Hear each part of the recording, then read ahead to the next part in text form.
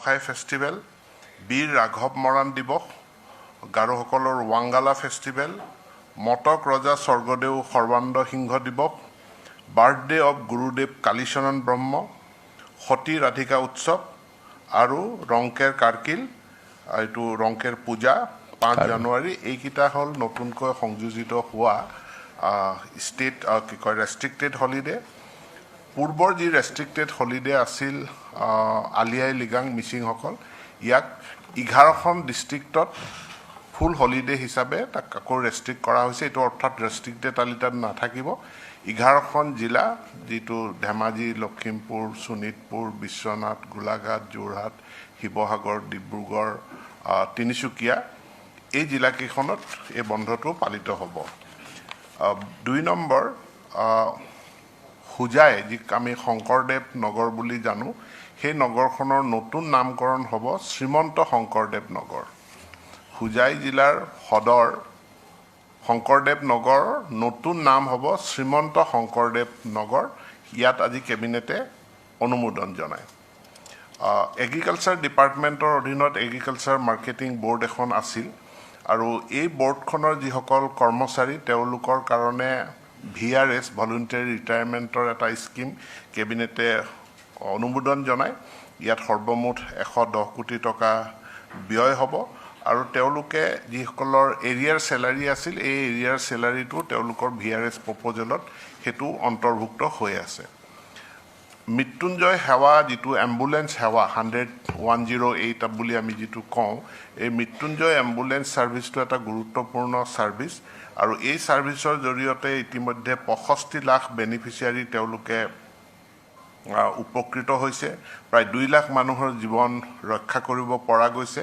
আজি ৰাজ্যিক কেবিনেটে 115 কোটি টকা তেওঁলোকৰ যি দেয় আছিল সেইটোত অনুমোদন জনায় আৰু কেবিনেটে এটা আজি ডিৰেকশ্যন দিয়ে যে আমাৰ যিসকল বেনিফিচিয়াৰী, যিসকলে 108ৰ সেৱা লাভ কৰিছে, এই সেৱাৰ গুণগত মান অধ্যয়ন কৰাৰ কাৰণেও কল চেণ্টাৰৰ জৰিয়তে ব্যৱস্থা লোৱাৰ বাবে কেবিনেটে আজি NHM-ক, নেশ্যনেল হেল্থ মিছনক ডিৰেকশ্যন দিয়ে।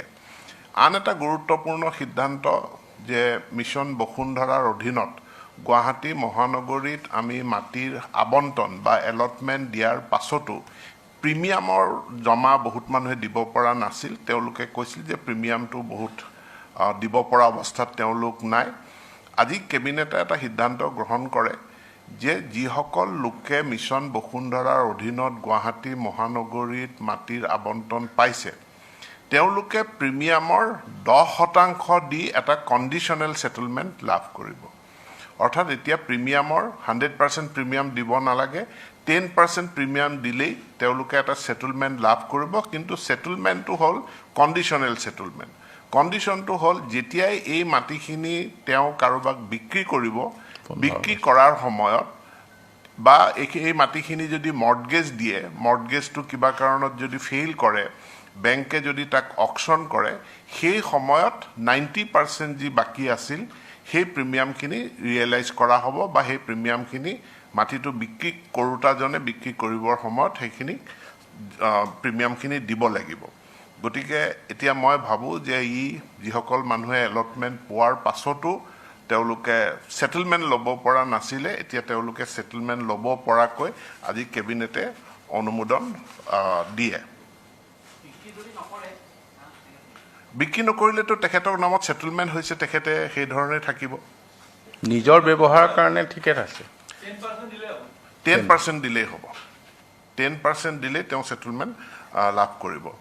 ইয়াৰ পাছত Assam micro' finance incentive relief যি আমাৰ স্কিম আছিল, ইয়াৰ তৃতীয়টো পৰ্যায়ত যিসকলৰ আউটষ্টেণ্ডিং প্ৰিন্সিপাল লোনত 25,000 টকাৰ পৰা 50,000 টকালৈকে আছিল, তেওঁলোকক ৰেহাই দিয়াৰ কাৰণে এই পইচাখিনি আমি বেংকক তেওঁলোকক ঋণমুক্ত কৰি দিম আৰু তেওঁলোকৰ যে কোনো NPA নহয় বা তেওঁলোকৰ দেনা পাওনা নাই, সেই চাৰ্টিফিকেটো তেওঁলোকে লাভ কৰিব।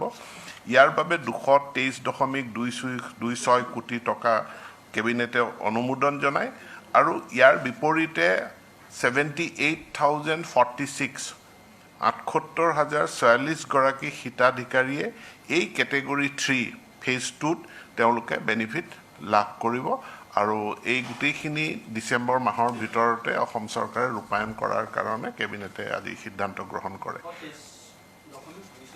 হয় 123.26 কোটি ইয়াত অনুমোদন জনায় টোটেল নাম্বাৰ অফ বেনিফিচিয়াৰী 78,046 আৰু এইসকল যিসকল NPA হৈ আছিল নতুনকৈ হোৱা NPA নহয় 31 মাৰ্চ 2021 যিসকল NPA হৈছিল আৰু যাৰ আউটষ্টেণ্ডিং এমাউণ্টটো 25,000 টকাৰ পৰা 50,000 টকাৰ ভিতৰত আছিল সেই হিতাধিকাৰীসকলক ইয়াত এই স্কিমৰ অধীনত বাছি লোৱা হৈছে 36 দিন থেংক ইউ